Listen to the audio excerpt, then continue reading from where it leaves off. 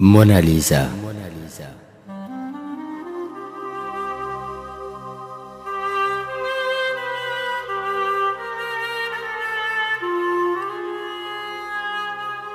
ئەو وێنەی کە بۆت ناردم هەمیشەوە لە خەیاڵما، وەکو وێنەی مۆنالیزا وا لە مۆزەخانەی دڵما. هەموو ڕۆژێ سەیری دەکەم، باسی نهێنی تۆ دەکا. نازانم تۆ مۆنالیزای یان ئەو شێوەی لە تۆ دەکا.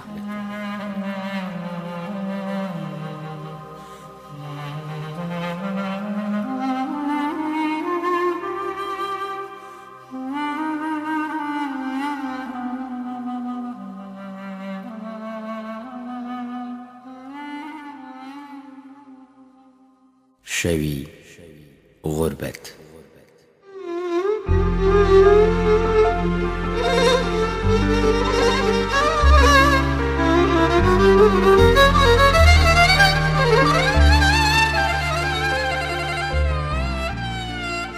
کام تاریکی شەوی غوربەت بەقەد ڕۆژی من تاریکە، کام عاشقیش بە وێنەی من لەگەڵ خەمی تۆ خەریکە.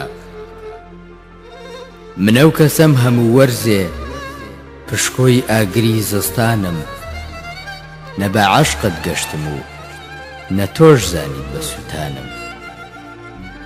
ئای لە ناڵەی شەوانی من دەروونم پڕ لە یەش و خەم، دڵدارێ بووم گەلێ شەرمن تۆش گوڵت نەدا لە یەخەم. کچێ بەسە لە خۆبایی نازانی ژیان دەورانە، ڕۆژێ دادێ پەشیمان بی ئەو قەدەرە لە پێشمان.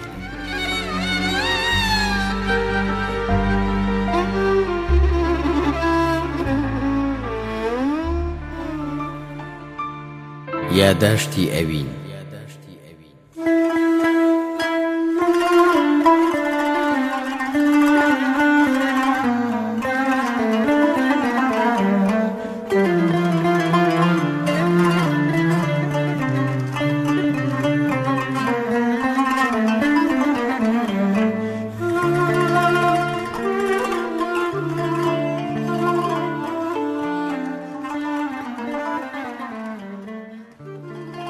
نەمدەزانی وا دەڕۆیت و ناتبینمەوە بە ئاسانی، پەیمان و یادگاریەکان لە یاد دەکەی هیچ نازانی.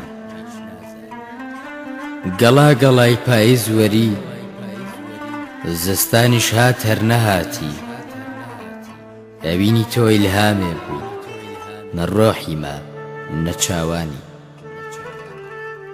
من بەبێ تۆ نەمامێکم سەوز نابم لە پەنهانی، عمرم بێ تۆ خەزانێکە هەوریشدا ناکا گریانی.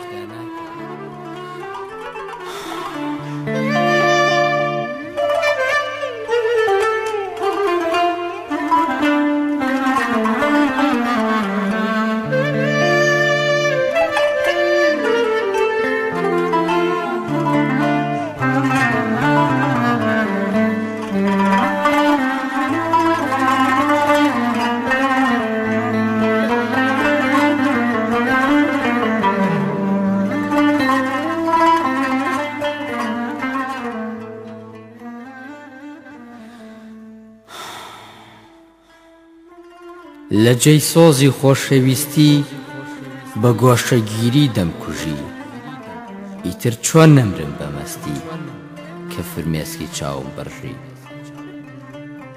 چ شۆخێکی بێمروەت بووی بێماڵ ئاوا بەجێت هێشتم، چی ئیلهامی شەعریشم بوو بە تۆی خەم پێی پێنەشتم. من و تۆ ماسی دەریا بووین چوقلابێک ڕاوی کردی، یان چ نەهەنگێک بە ئاسانی دڵیشمی لێداگیر کردی.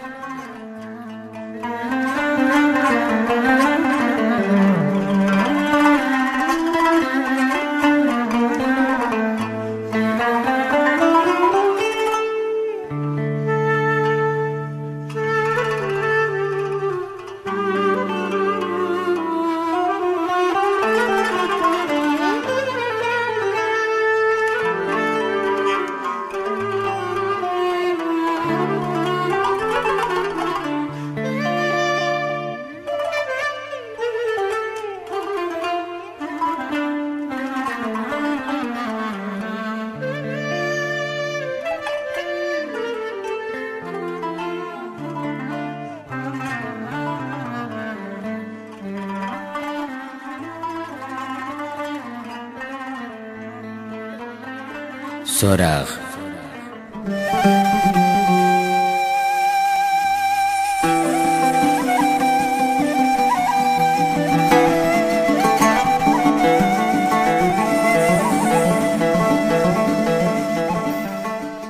هەموو ڕۆژێ بۆ دیدارێ بەرەو ماڵتان دەکەومە ڕێ، چاو دەیگەڕم لەسەر ڕێ شوێن پێکانت دەربکەوێ، یاخود ڕێبوارێ تێبپەڕێ سۆراغی تۆم دەست بکەوێ، تاکو ئەو دڵم بسرەوێ چونکە بەستۆی خۆش دەوێ.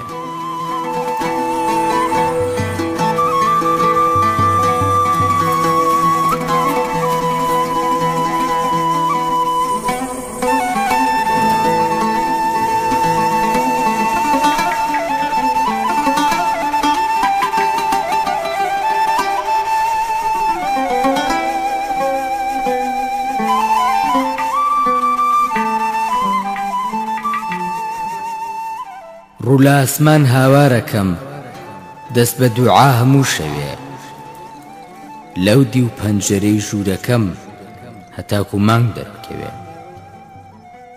بێ هەواڵیت ئازارێکە شوشەیە و دڵە مەشکێنێ، ئەوین بێتۆ زریانێکە ژینم وە گوڵ دەوەرێنێ. پارانەوە لە ئاو.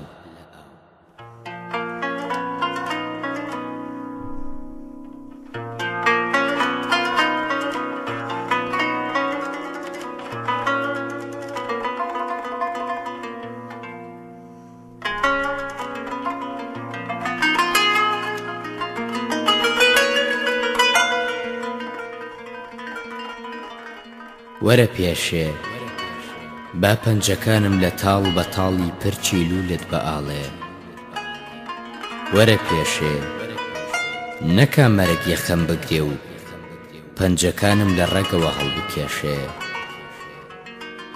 گوڵە شەونم گەر تۆم هەبێ حاشا بێ لە هەموو خەمێ، وەرە پێشێ هەتا دڵم لێت نەیەشێ، ئایامێکە منی ماندوو بۆ جوانی تۆ بەڵاڵ هاتوو.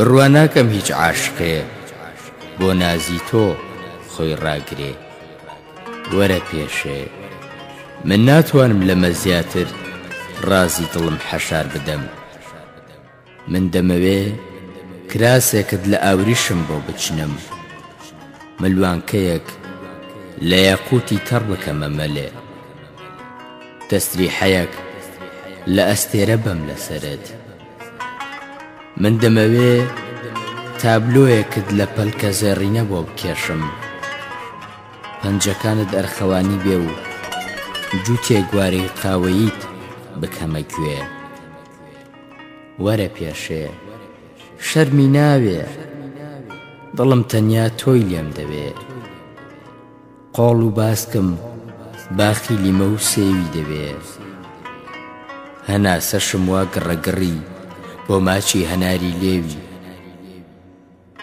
وەرە پێشێ دەبا هەور یەخەی نەدڕێ و ئەوین لە ناخدا سەر بڕێ، لە جێی نمەنمە باران زریان و ڕەهێڵەدا ببارێ، وەرە پێشێ شەرمی ناوێ زۆرە ترسم کچی ترێ، نەکە ئاسمان ڕەشدا گەڕێ و گیانم بۆ ئەو دنیا بەرێ.